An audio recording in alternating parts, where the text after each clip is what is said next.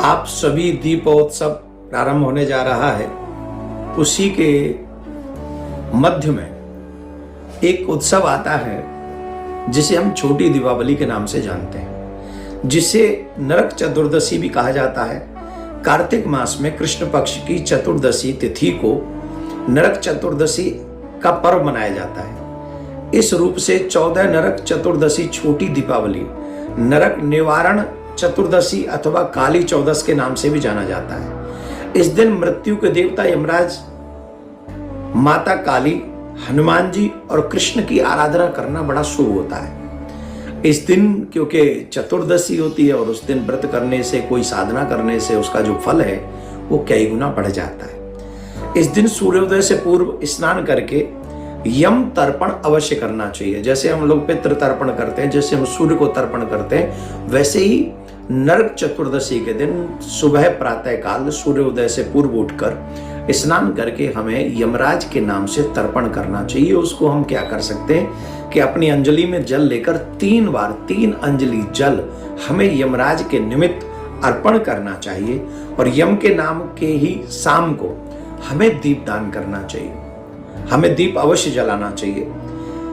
ऐसा करने से यमराज प्रसन्न होते हैं और जिन लोगों को अकाल मृत्यु से बचने का मन होता है उनकी कभी अकाल मृत्यु नहीं होती। जिन पर मृत्यु के देवता यमराज प्रसन्न होते हैं। नरक चतुर्दशी की रात्रि में यम के निमित्त दीपदान करने का विधान है। इस रात दक्षिण दिशा की ओर यम के नाम का दीप जलाना चाहिए। माना जाता है कि इस दिन यमराज के दीपदान करने से अकाल मृत्यु का भय दूर हो जाता है। नरक चतुर्दशी पर तिल के तेल की मालिश और भी कुछ चीजें, विशेष उपाय समझ लें आप, बहुत सुंदर है। अगर आपको पहले से पता होगा, आप ऐसे करेंगे तो आप समझिए, आप और आपका परिवार जिन भावनाओं से देवी देवताओं की हम पूजा करते हैं वो प्राप्त हो सकेंगी। उस दिन क्या करना चाहिए कि स्नान से पहले तिल के तेल का हमें अपने शरीर पर उबटन मतलब मालिश करनी चाहिए। मान्यता है कि इस दिन माँ लक्ष्मी कुछ जगह पर निवास करती हैं। कहाँ निवास करती हैं? तिल के तेल में, गंगा में, जल में निवास करती हैं। इसलिए तेल के उबटन से स्नान की बात कही जाती है। इसीलिए ऐसा करने से माँ लक्ष्मी का आशीर्वाद प्राप्त होता है। पौराणिक कथा के इसी दिन श्री कृष्ण ने एक दैत्य का वध किया था जिसका नाम था नरकासुर। इस दिन जल्दी उठकर अच्छे से स्नान किया जाता है और रात्रि में इस दिन यम की पूजा है, दीपक जलाए जाते हैं। इस दिन एक पुराना दीपक में सरसों का तेल, वह 5 अन्न के दाने, मतलब कोई भी अन्न के दाने, पीली सरसों के भी दाने डाल दीजिए, गेहूं के डाल दीजिए, 5 अन्न के दाने डालकर इसे घर की नाली की ओर जलाकर रखा जाता है। यह दीपक यम दीपक कहलाता है। इसी दिन यम की पूजा करने के बाद शाम को दहलीज पर उनके निमित्त दीप जलाए जाते हैं, जिससे अकाल मृत्यु नहीं होती। ये विशेष बात समझने योग्य है। नरक चतुर्दशी के दिन जड़ समेत कुछ और उपाय समझ लें। जिनके घर में बीमारियां बहुत होती हैं, बच्चे बीमार रहते हैं या बहुत बीमार, दवाइयों का सिलसिला लगा है, इसी दिन एक काम करना है कि नरक चतुर्दशी के दिन जड़ समेत मिट्टी से निकली हुई अपामार्ग चिरचिटा की टहनियों को सिर पर घुमाएं। ऐसे क्लॉकवाइज भी घुमा दें पूरे शरीर पर या फिर सर पर घुमा दें।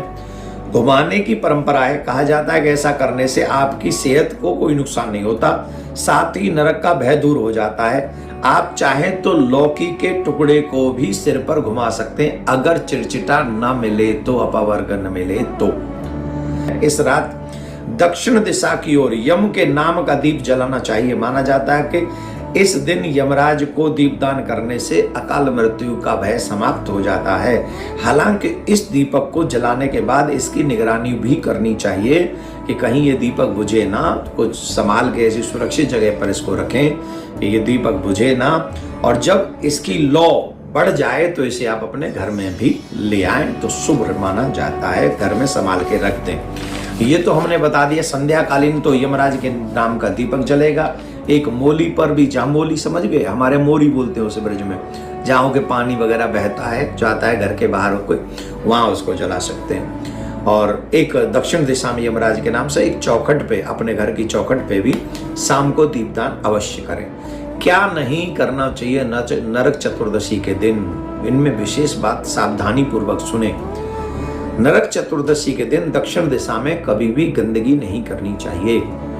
लिया कचरा उधर ही फेंक दिया, अब कचरा उधर फेंक देंगे तो उधर ही उसी दिशा में पितर रहते हैं, उसी दिशा में यमराज भगवान रहते हैं, और उन्हीं से मांग रहे हो कि हमें अकाल मृत्यु से बचना है, तो गड़बड़ हो जाएगी ना। उसी दिशा को गंदी करोगे, उस दिशा को साफ आप करें पर गंदगी न फैलाएं, कोई भी कचरा इत्यादि उधर न डालें, नहीं तो यमराज और पितृ दोनों ही रुष्ट हो जाएंगे। इस दिन झाड़ू को कतई गंदा न करें और न उससे पैर लगाएं, गंदा नहीं करना चाहिए। जैसे वारू वारू लगा दिया तो साफ सुफ करके अपने साफ वारू को रख दें, और उसे पैर भी नहीं लगना चाहिए। नरक चतुर्दशी के दिन अब ये तो मांस वांस तो कभी नहीं खाना चाहिए, कोई भोजन ऐसा ना करें जिसमें मांस आहार हो, प्याज लहसुन इत्यादि भी न डालें। पूरे दीपोत्सव में मांस और लहसुन प्याज इत्यादि से बचना चाहिए, सात्विक भोजन करना चाहिए। गरिष्ठ भोजन, गरिष्ठ नहीं, जो जिसे हम लोग शुभ नहीं मानते, लहसुन प्याज हुआ, अंडा हुआ, मांस हुआ, कुछ भी ऐसा हमें पूरे दीपोत्सव में पूजा के समय जब घर में माहौल हो, वैसे तो कार्तिक मास में ही कभी नहीं ग्रहण करना चाहिए, और हम जैसों से बात करो तो जीवन में ही कभी नहीं ग्रहण करना चाहिए। पर फिर भी इन 5 दिनों में विशेषतर बचे रहें, शुद्ध भोजन करें।